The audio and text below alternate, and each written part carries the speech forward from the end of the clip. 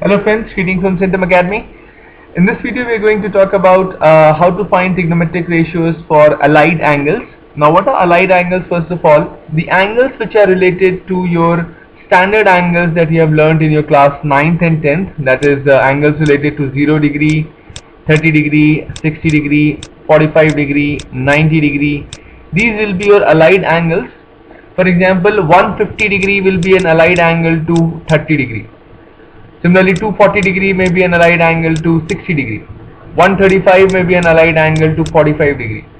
So if you are looking out how to find the values of the trigonometric ratios for these allied angles, we need to follow just two simple steps. We need to find, let's say, the trigonometric ratio of some angle theta, where theta is an allied angle. We need to establish the sign first. Now as you can see, there is a small mnemonic which I have represented here in the screen. In the first quadrant, all trigonometric ratios are positive. In the second quadrant, only sine, as you can see S over here, only sine and its reciprocal cosec are positive. In the third quadrant, tan and its reciprocal cot are positive. And in the fourth quadrant, cos and its reciprocal sec are positive. Okay. So this sign will be determined according to which quadrant your theta falls and what trigonometric ratio are you trying to solve in that question, right?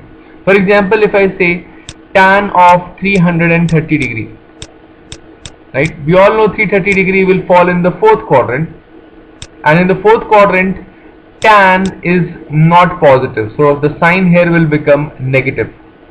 Okay. Now the second parameter we need to evaluate is the value.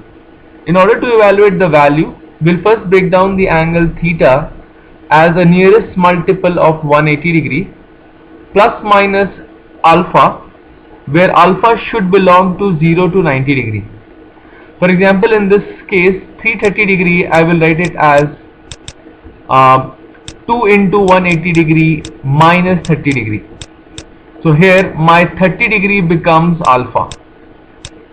Please note, we should not write it as 1 into 180 degree plus 150 degree, because when you are coming from class 10th, we are not aware of the trigonometric ratio tan for 150 degrees, right?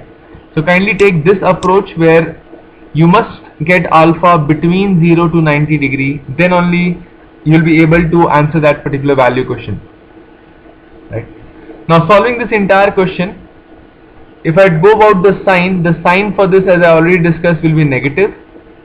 So this will have a negative sign, while the value will be trigonometric ratio for the alpha. So as you can see, alpha here is 30 degree, so your value will be tan 30 degree, right, which makes this answer minus 1 by root 3.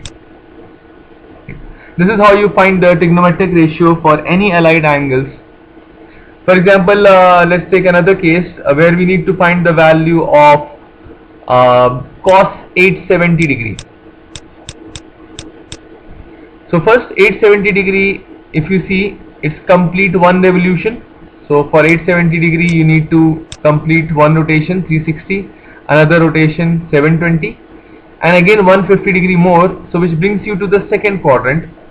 And in second quadrant, cos is negative, so we'll write a negative sign for this first.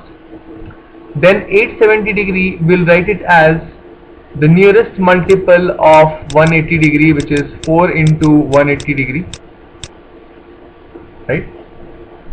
In fact, we can say 5 into 180 degree minus 30 degree. So this will become cos of this angle alpha, which you have got over here, right? Now this negative or positive, please ignore this. This sign is immaterial to us, right? So this answer will be negative root 3 by 2. Right. Hope this is clear to you. Thank you so much for watching.